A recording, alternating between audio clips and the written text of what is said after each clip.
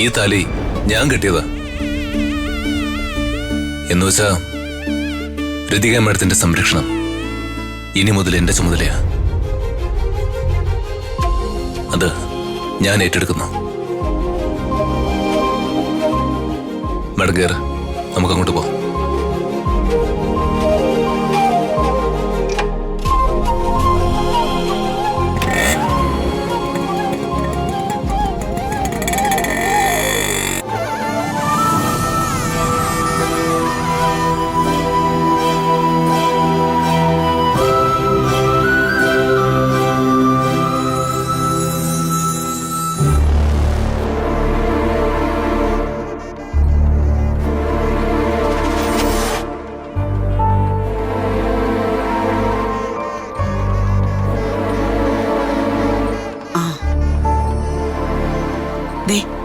ഒന്നിങ്ങോട്ട് വന്നേ. ഒരു മിനിറ്റ്. എന്താണ്? മുഹൂർത്തം ഇങ്ങ അടുക്ക. രാജു വന്നിട്ടില്ല. അവനിത് എവിടെ പോയതാ? അറിഞ്ഞൂടാ. ടൗണിലേക്ക് പോകണമെന്നല്ലേ പറഞ്ഞത്. ഉടനെ വരുമെന്ന് പറഞ്ഞില്ലേ? നീ കേട്ടതാണല്ലോ. നിങ്ങളൊന്ന് വിളിച്ചു നോക്ക.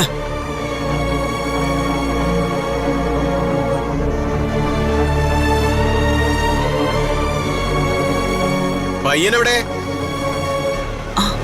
പയ്യനെ കൂട്ടിക്കൊണ്ടുവരിക. ഒന്നുകൂടെ ഒന്ന് വിളിക്കേ.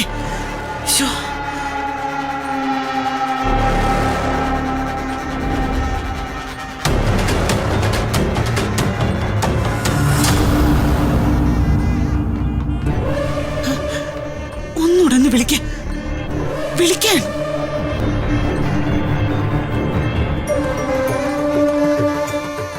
മോനെ തൊഴുതോളൂ. തൊഴുതിട്ടിരുന്നോളൂ. ഇരിക്ക്.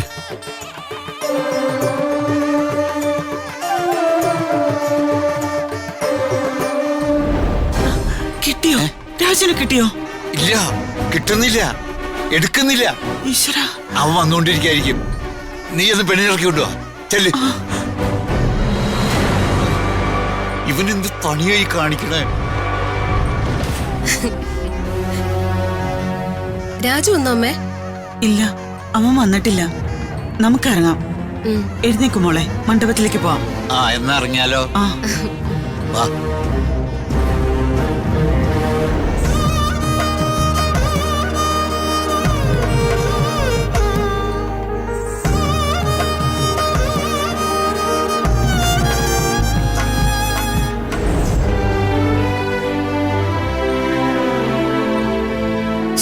അവനെ കണ്ടില്ലല്ലോ. അവൻ വരട്ടെ. അവനെ കാത്തുനിന്ന് മുഹൂർത്തം തെറ്റിക്കണ്ട. നീ നടക്ക്. ദേ രാജു വന്നല്ലോ.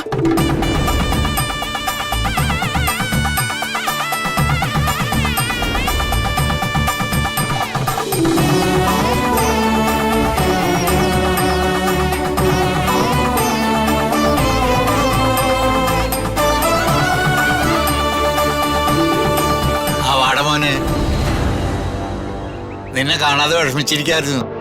മുഹൂർത്താകുന്നതിന് മുമ്പ് അതായത് നീ വന്നൂല്ലോ. വാ.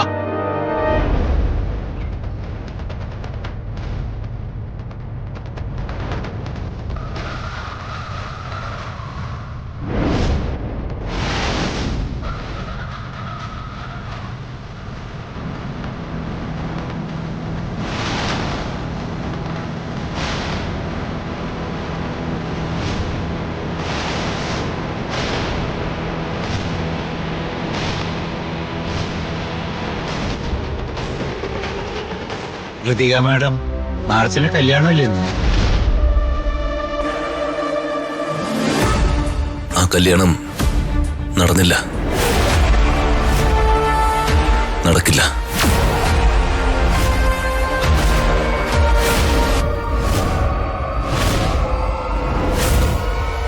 പിന്നെ പകരം ഋതിക മാഡത്തിന്റെ കഴുത്തില് ഞാൻ താലി കെട്ടി.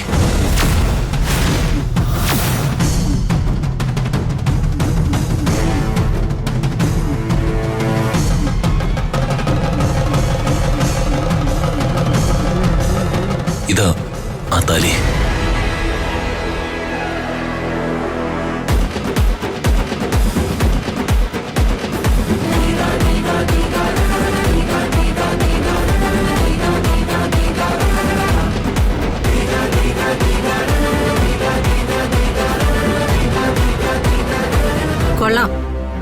നീ നല്ല നടനാ. രാത്രിയെന്നോ പകലെന്നോ വ്യത്യാസമില്ലാതെ നീ ഇവളെ ചുറ്റിപ്പറ്റി നടന്നപ്പോഴും അതിന് ഇങ്ങനൊരു മുഖം ഉണ്ടെന്ന് ഞാൻ അറിഞ്ഞില്ല. എന്റെ മോളെ കല്യാണം കഴിച്ചോളാന്ന് നീ കയ്യിൽ തൊട്ട് സത്യം ചെയ്തപ്പോഴും അത് നിന്റെ സഹോദരിയെ കെട്ടിക്കാനുള്ള തന്ത്രമാണെന്ന് ഞാൻ വിചാരിച്ചില്ല. എന്തായാലും വിവാഹം നടക്കുന്നതിന് മുമ്പ് തന്നെ നീ വന്ന് പെട്ടല്ലോ. അത് നല്ല കാര്യമായി.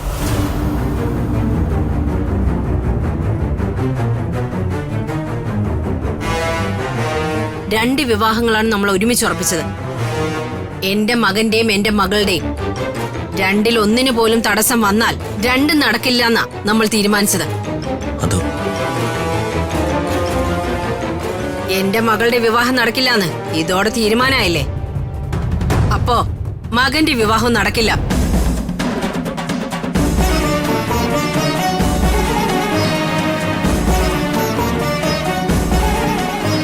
അല്ല രുക്മിണിമേ, അവരൊരുപാട് മോഹിച്ചതാണ്. അതേടോ, അവരൊരുപാട് മോഹിച്ചതാ. അതുപോലെ തന്നെ എന്റെ മോള് ഒരുപാട് മോഹിച്ചതാ. ശരിക്കും പറഞ്ഞാ എന്റെ മോൾ ഇവനെ മോഹിച്ചത് കൊണ്ടാ ഞാൻ ഈ കല്യാണത്തിന് സമ്മതിച്ചത്. അവളുടെ സന്തോഷത്തെക്കാൾ വലുതായിട്ട് ഒന്നും തന്നെ ഈ ലോകത്ത് ഞങ്ങൾക്കില്ല.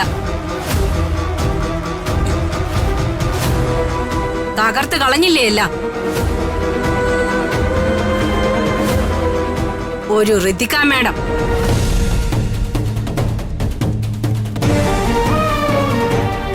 ഇവനും അവളും കൂടി ഒന്നിച്ച് കറങ്ങി നടക്കുന്നത് കണ്ടിട്ടും ഒരു പൊട്ടിയെ പോലെ ഇവനെ സ്നേഹിച്ച എന്റെ മോളെ ഞാൻ ഇനി എന്ത് പറഞ്ഞ് സമാധാനിപ്പിക്കും? രുക്മിണിയമ്മേ, മിണ്ടിപ്പോവരുത്. എല്ലാം അവസാനിച്ചു. മതി. അമ്മ എന്താ ഇങ്ങനെ? ഇതിൽ ശ്രീ എന്ത് പിഴച്ചു?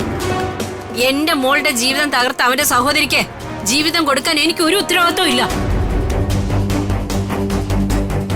എല്ലാ പേരോടായിട്ട് പറയുക, എന്റെ മകന് വേണ്ടി നിശ്ചയിച്ച ഈ വിവാഹത്തിൽ നിന്ന് ഞങ്ങൾ പിന്മാറുന്നു.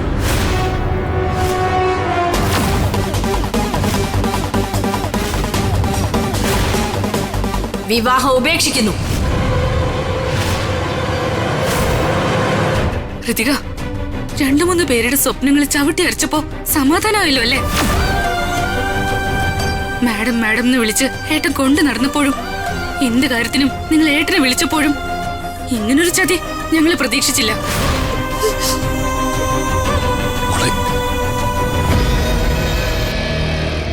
നിങ്ങളുടെ മുമ്പില് ഇങ്ങനൊരു ചിന്ത ഉണ്ടായിരുന്നപ്പോ 2 ദിവസം മുൻപെങ്കിലും എന്തിന് ഇന്ന് രാവിലെ അമ്പലത്തിൽ കണ്ടപ്പോഴെങ്കിലും ഒന്ന് സൂചിപ്പിക്കായിരുന്നു. എങ്കിൽ ഞാനിങ്ങനെ ആൾക്കാരുടെ മുമ്പില് വേഷം കെട്ടി നിൽക്കില്ലായിരുന്നു.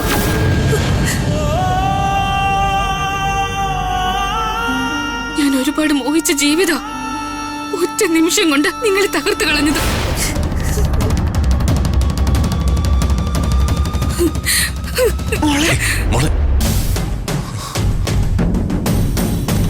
ഈ താലി രാജു കിട്ടിയതാണോ? സത്യം പറ ഋതിക, നീ പറ. നിന്റെ കഴുത്തിൽ ഈ താലി രാജു കിട്ടിയതാണോ? അപ്പോ അറിഞ്ഞോണ്ട് രാജു എന്നെ എന്റെ വീട്ടുകാരെ വിട്ടിവേഷം കെട്ടിക്കായിരുന്നല്ലേ? അന്ന് എന്റെ അമ്മ സത്യം ഇടാൻ പറഞ്ഞപ്പോ സത്യം ചെയ്തത് വെറൊരു അഭിനയായിരുന്നല്ലേ? രാജു, നിന്നെ മനസ്സുകൊണ്ട് പോലും ഞാൻ ശപിക്കില്ല. എനിക്ക് അതിനാവില്ല. കാരണം ഈ ലോകത്ത് എന്തിനേക്കാളും ഏറെ, എന്നെക്കാളും ഏറെ നിങ്ങളെ ഞാൻ സ്നേഹിച്ചു. ആ സ്നേഹത്തില് വെറുപ്പിന്റെ ഒരു തരി പോലും ചേർക്കാൻ എന്നെ കൊണ്ടാവില്ല. പക്ഷെ രാജു, നീ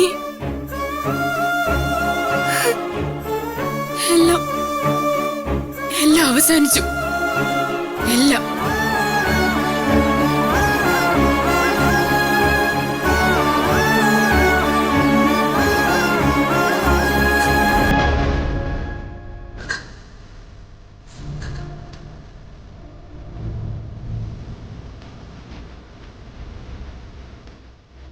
രാജു,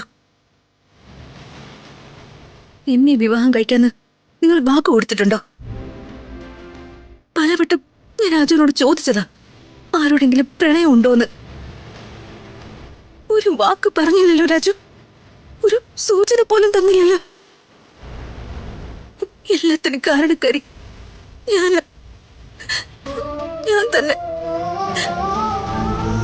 ഞാൻ തന്നെ പ്രായശ്ചിത്തം ചെയ്തോളാം. എങ്ങനെ? ആരോട് അനുവാദം ചോദിക്കാതെ, രാജുവിനോട് പോലും ചോദിക്കാതെ രാജുവിന്റെ ജീവിതത്തിലേക്ക് ഞാൻ കടന്നു കയറിയതാ.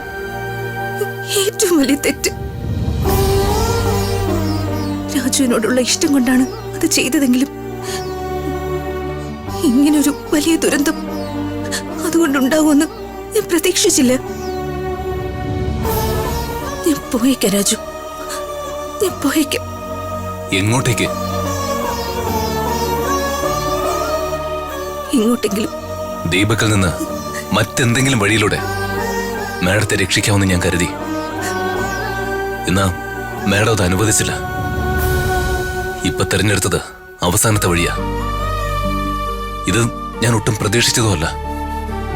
പക്ഷേ ഞാൻ പറഞ്ഞല്ലോ മാഡം, മാഡത്തിന്റെ സംരക്ഷണം എന്റെ ഉത്തരവാദിത്വ.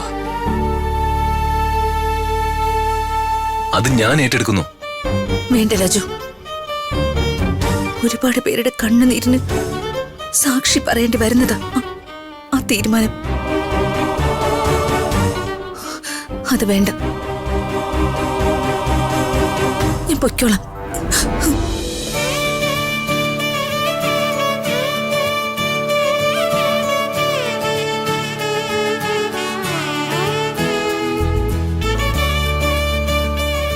ഇന്നിവിടെ തകർന്നു വീണ പ്രതീക്ഷകളും വിശ്വാസങ്ങളും എങ്ങനെ ശ്രമിച്ചാലും വീണ്ടെടുക്കാനാവില്ല മാഡം. സംഭവിച്ചതെല്ലാം നല്ലതിനാ. ഇനി സംഭവിക്കുന്നത് നല്ലതിനാണെന്നുള്ള വിശ്വാസത്തോടെ മുന്നോട്ട് വെച്ച കാല് മുന്നോട്ട് തന്നെ.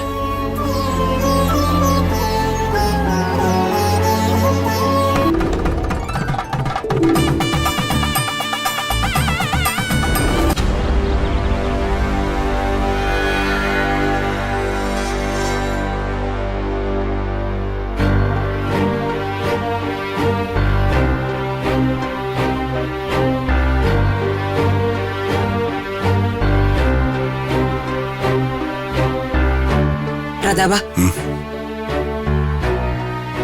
ഒന്നും ആരുടെയും നിയന്ത്രണത്തിലല്ല. നീ ഇങ്ങനെ വിഷമിച്ചിട്ട് ഒരു കാര്യമില്ല. സംഭവിക്കാനുള്ളതെല്ലാം സംഭവിച്ചു കഴിഞ്ഞു. അതെ, സംഭവിക്കാനുള്ളതെല്ലാം സംഭവിച്ചു. എല്ലാവരുടെ മുമ്പിലും ഞാനാണല്ലോ നാണം കെട്ടത്.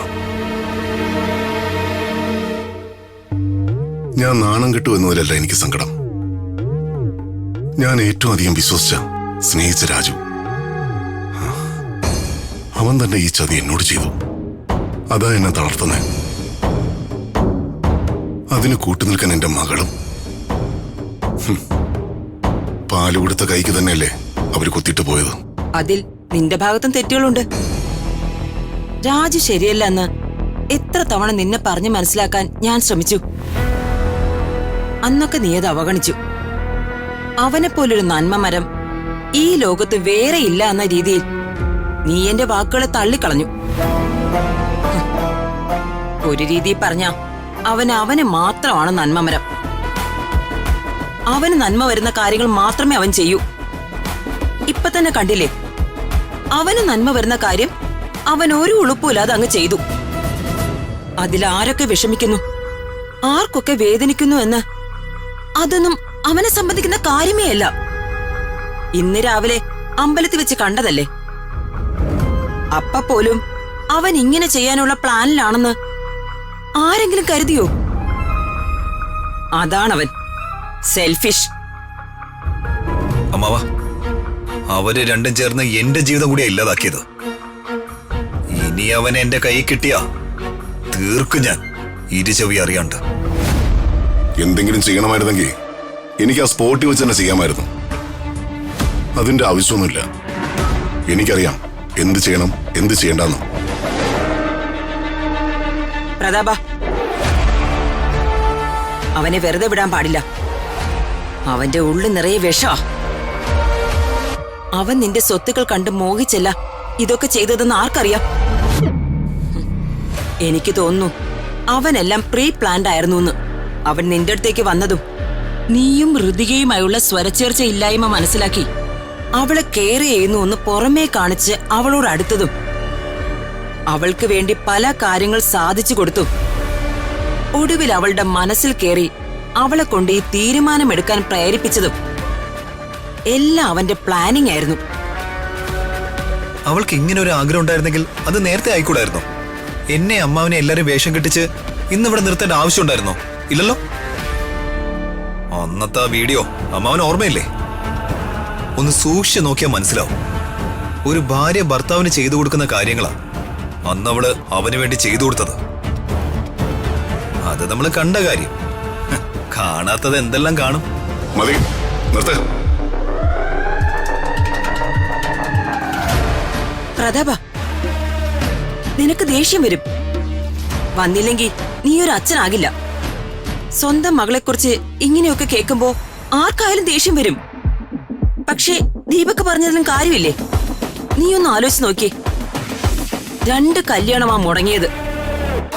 ഒന്ന് അശ്വിനുമായിട്ടുള്ളതും രണ്ടാമത്തത് ജയദേവന്റെ മകനുമായിട്ടുള്ളതും. രണ്ടും മുടക്കിയത് അവൻ തന്നെ ആവില്ലേ? ഇപ്പൊ നടന്ന കാര്യം കൂടി കൂട്ടിവെച്ച് വായിക്കുമ്പോ അതല്ലേ സത്യമാവാ? എന്നിട്ട് അതല്ല എന്റെ മോന്റെ തലയെ കൊണ്ട് വെച്ചു. ഇവനെ എല്ലാവരുടെയും മുന്നിൽ തെറ്റുകാരനാക്കി, വൃത്തികെട്ടവനാക്കി. എന്തിനു വേണ്ടിയാണെന്ന് ഇപ്പൊ നിനക്ക് മനസ്സിലായല്ലോ. ഒരാളുടെയും സംശയം അവന്റെ നേരെ വരാതിരിക്കാൻ. അവൻ ബുദ്ധിമാനാ, അതിബുദ്ധിമാൻ. അവൻ അതിബുദ്ധിമാനായിക്കോട്ടെ, എന്തു വേണമല്ലോ ആയിക്കോട്ടെ.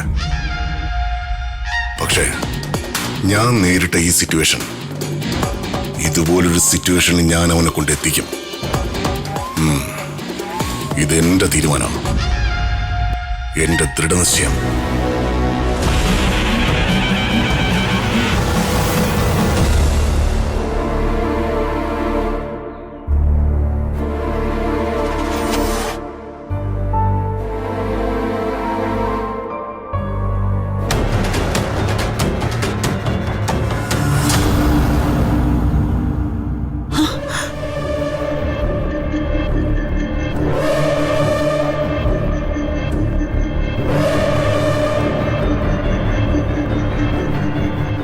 എന്താ എല്ലാരും കൂടി മിഴിച്ചു നോക്കുന്നത്? വീട് ഒഴിപ്പിക്കാൻ വന്നതാ ഞാൻ. വീട് ഒഴിപ്പിക്കാനോ? അതെ, വീട് ഒഴിപ്പിക്കാൻ തന്നെ. ഇപ്പൊ ഇറങ്ങണം. എന്തൊക്കെ എടുക്കാനുണ്ടെന്ന് വച്ചാ എടുത്തോണ്ട് ഇപ്പൊ ഇറങ്ങണം. രുക്മിണിയമ്മേ, എന്തായി പറയണേ? കണ്ണി ചോരയില്ലാത്ത വർത്താനം പറയരുത്. എടിപിടിന്ന് വന്ന് വീട് ഒഴിയാൻ പറഞ്ഞാ ഞങ്ങൾ ഇങ്ങോട്ട് പോവാനാ? വീട് ഒഴിഞ്ഞു തരണമെങ്കിൽ തരാം. ഒരല്പ സാവകാശം എന്താ? ഒരു സാവകാശവും ഇല്ല. ഇപ്പൊ ഈ നിമിഷം ഇറങ്ങിക്കോണം. കണ്ണിച്ചോരയില്ലാത്ത പ്രവൃത്തികൾ ആരാ തുടങ്ങിയതെന്നും കൂടി ആലോചിക്കണം. വീടൊഴിഞ്ഞാ മാത്രം പോരാ, 10 ലക്ഷം രൂപ ഇവിടെ എണ്ണി വെക്കണം.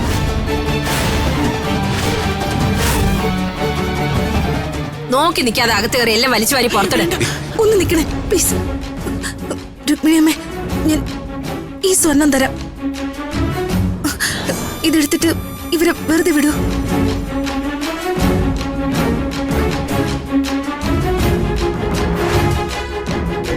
ഞാൻ കാരണം ഒരു പ്രശ്നം ഉണ്ടാവണ്ട. നേരത്തെ തീരുമാനിച്ചതുപോലെ തന്നെ ശ്രീയും ഹരീഷുമായുള്ള വിവാഹം, രാജുവും രമ്യയുമായിട്ടുള്ള വിവാഹവും നടത്തിക്കോളും.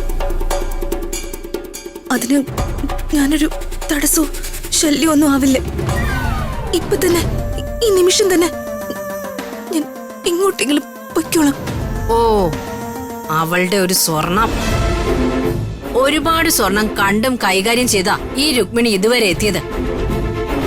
അതുകൊണ്ട് നീ കുറെ സ്വർണം എടുത്ത് നീട്ടിന്ന് വെച്ച് എന്റെ കണ്ണൊന്നും മഞ്ഞളിക്കില്ല. അത് വെച്ച് നീ എനിക്ക് വിലയിടാനും ആളായിട്ടില്ല. മാറി നിക്കടി. കേറി സാധനങ്ങളൊക്കെ എടുത്ത് പുറത്തിട്. ഹലോ, മാഡം പറഞ്ഞത് കേട്ടില്ലേ? അകത്തേക്ക് കയറാൻ പറ്റില്ല. എല്ലാത്തിനും ഒരു രീതിയും സാവകാശമൊക്കെ ഉണ്ടല്ലോ. ഇനി ഒരടി മുന്നോട്ട് വെച്ചാ എന്റെ കയ്യിലെ ചൂട് നീ അറിയും. നിർത്ത്. അമ്മ അമ്മ എന്തൊക്കെ കാണിക്കുന്നേ? ദെണ്ണം ഉണ്ടടി, ദെണ്ണം. നിന്റെ കണ്ണ് നിറഞ്ഞ അതെനിക്കും നിന്റെ അച്ഛനും സഹിക്കില്ല. ഇതിപ്പോ അമ്മ ഒന്ന് അടങ്ങ്. രാജു മാത്രമാണ് ഇതിൽ തെറ്റുകാരൻ. രാജു ചെയ്ത തെറ്റിന് അമ്മ എന്തിനാ ഇവരെ ബുദ്ധിമുട്ടിക്കുന്നേ?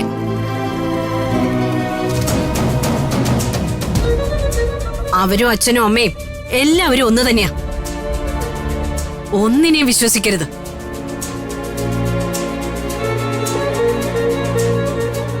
അമ്മയൊന്ന് അടങ്ങ്. നിങ്ങൾ ഇറങ്ങിപ്പോയേ. അവര് കുടുംബമായി താമസിക്കുന്ന വീടാ. ഒന്ന് പോയേ. അമ്മ വാ വാ, നമുക്ക് പോവാം.